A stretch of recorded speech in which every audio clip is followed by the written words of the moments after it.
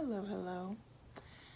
I have been in this bed for 4 days, and that is not an exaggeration. I think the only time that I have spent this long in bed or longer was when COVID first came out, before there were even tests for it. Dave and I got sick. We were really, really sick. This is probably the second sickest I've been, and it's just some plague that one of the kids picked up from school.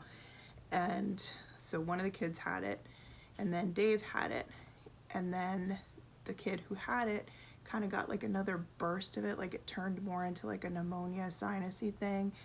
And he's not like sleeping well or taking care of himself because he's 17, so it's just lingering and lingering and lingering. Dave's lasted for about 3 to 4 weeks. Now, here's the thing. Neither of them took it. They're both like, they're not the champions of taking care of themselves. I tried to do what I could, but like if someone is still like doing all the things that aren't helping their health, the things that you're giving them to help their health, it sometimes cancels each other out. So I didn't try too hard with them. I made them some mullein tea. I tried to do some tinctures, that kind of thing, but for the most part, they just didn't sleep well, didn't eat well, and it just lasted and lasted. So I was like, well, I am not going to do that, because when I get this kind of thing, it turns right to pneumonia, and I do not need that in my life. So I decided that I would just lay here, and pretty much for the most part, I can't do much more than that. Like, after I talk and make this video, I'm gonna be exhausted, and I'm on day 4 of this. I'm kind of reaching that point of like boredom, like, you reach the end of the internet on certain subjects.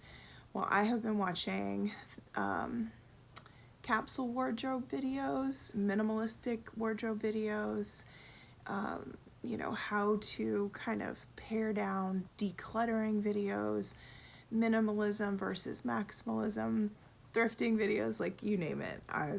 I've covered that territory. And one of the things that I have been thinking about so much is holding on to things with memories. And this, of course, comes up in all the decluttering videos and all the minimalism videos. And because I had this perfect view of my necklaces, I started thinking about the things that hold the most memory. And these are 2 perfect examples. So this is a necklace that I got this on Block Island many, many, many, many, many moons ago. And it is one of the most well-made necklaces I have ever bought. I think I paid, pretty significant amount. I don't remember now how much, but it was not a cheap necklace. And you can adjust it like this. So depending on what I was wearing, I could have the necklace up here or hanging down lower. And so this just represents a very specific time in my life, a really big decision-making time, a really big, like, coming home to myself time. And for that reason, I can't really wear it now. As much as I like I see it, and all of that time comes rushing back for me. And so I've been thinking a lot about how I probably will sell this piece in my upcoming shop sale, because I want somebody to create new memories with it. I want, like maybe somebody with the Pisces astrology sign might invest in this, or, you could buy this for like a teenager who has Pisces as their sign, or maybe somebody who lives by the water. There's all sorts of reasons that,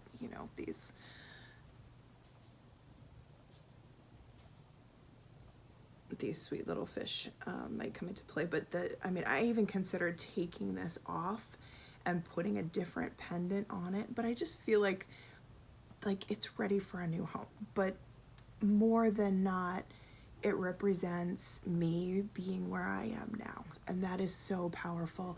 and that energy is inside of it. And I just think that rather than hiding it in my closet, which I've done for years, or hanging it on my necklace rack where I'm seeing it and then like going back and forth about whether to keep it or not, I just feel like this is one of those things where I could certainly give it away, but you know, it's like when you donate stuff, sometimes you want to know where it's going. You want to know the home it's going to, and this is one of those pieces, and it's a nicer piece, so it easily can go into my shop. The other piece is this gorgeous necklace with like a million different strands, so you can see here.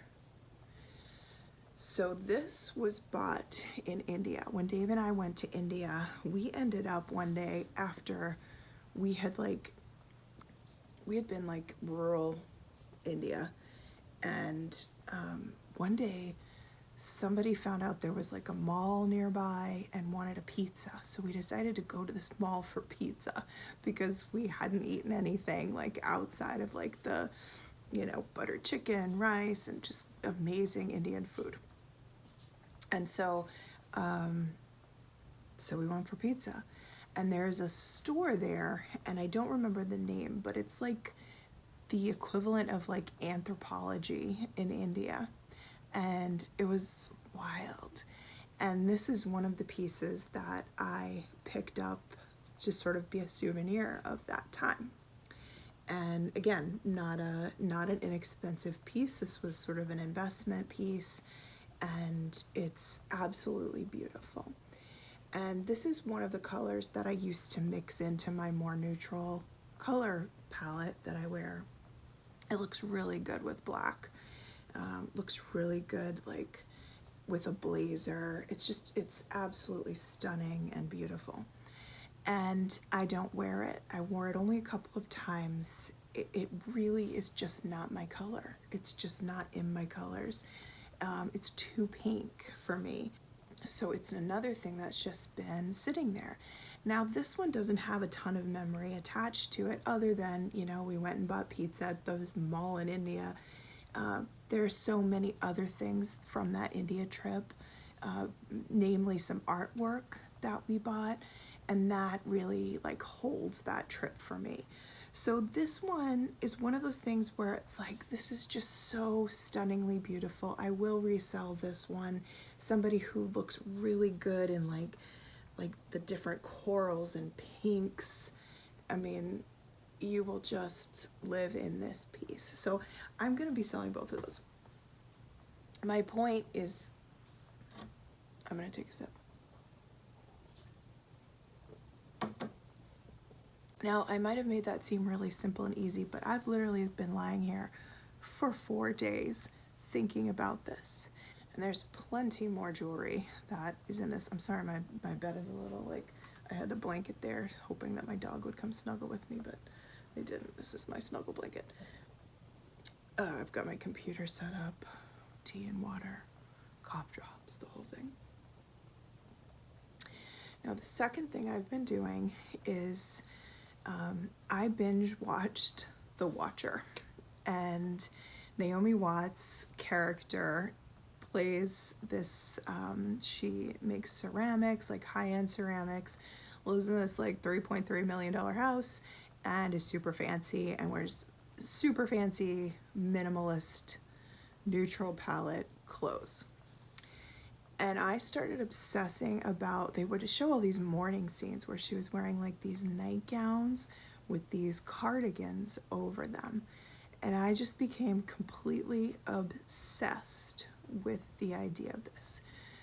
Now, I thought, oh, I need to invest in something like this. I need to invest, you know, and blah, blah, blah. Because I loved the idea of this being like my winter, like loungy, like at night, go change into one of these like silky soft nightgowns and put on like some long socks and slippers with a cardigan, and just how like luxurious that was. Well, I own so much of this. So I started to put together like moments that kind of reminded me of this look, that use what I already have, because I'm lying here in my room, there's not a whole lot to do. So I'm going to show you a couple of those moments. All right, so the first one is in my very typical color palette. This is a slip that came underneath a dress and I took it out. Everything I'm going to show you is thrifted. And this is a cardigan that I got, that I thrifted as well. It has pockets. It's like my dream cardigan. And you can just see how these two things go so nicely together. So this has just been hanging in my closet. I've never worn it. And I love the idea of this being like that moment that I felt when I was watching this show. And like, for real, these are hanging all over my room. They're like on every closet door. Okay, so here's another one. Now this is a nightgown, very silky nightgown, incredibly long, maxi size, beautiful blue, like a tealish blue. I don't think the teal is coming across. It's looking a little bit darker blue, but it's a teal blue. And this is, again, another thrifted sweater, my thrifted green sweater that I tend to wear a lot in the morning and at night. And I just loved these together. That's like a more dramatic moment for sure, but there's another moment there. Okay, so again, another thrifted nightgown. I should say the teal one I tend to wear as a dress. I wear it with all sorts of layers. I haven't worn it as a dress in a while. But that is how I had been using it, but I'm probably gonna start using it more as nighttime clothing. This is another nightgown I thrifted. It's black and white. I use this one as a dress the most often. In the winter, I can put it over a long sleeve, like a tight long sleeve shirt, and it just makes such a beautiful outfit. But in this vein, like, I could wear this out no problem. And then finally, a black color scheme. There are actually two nightgowns in here. One I know is from H&M, again thrifted, and then one was like Valerie something. Valerie Stevens, both size large, both thrifted a couple years ago. You see that, those cute little ruffles. So I really haven't worn that one much. I actually need to see if it even fits. The other one I've worn a lot, just this very simple black one. It's such an easy thing to crawl into at night. It's getting a tiny little rip at the bottom, but you know, it's just not something that probably matters too much at this point. And then I paired it with this incredible vintage cardigan. It's extremely oversized, which I'm really into oversized cardigans right now. It has these cute buttons on it. I typically like the buttons to match the color of what the cardigan is, but in this case, and in the case of this one, I really do like these buttons. So I could always change the buttons out if I wanted to, and I wouldn't on the white sweater, but I might on the black sweater because they do stand out a bit more. So, but they're vintage, so unless I found like a bunch of vintage buttons, I probably would leave it. So this is my like oversized black cardigan, silky, satiny nightgown moment that I am able to create with this one. So that's like 1, 2, 3, 4, 5 moments created thanks to binge watching The Watcher. And obviously my color story, you know, her color story was basically all neutrals: khaki, tan, taupe, white, ivory, and that was it. I think she wore like some gray once in the entire thing. So obviously mine uses what I have, and these are what I have.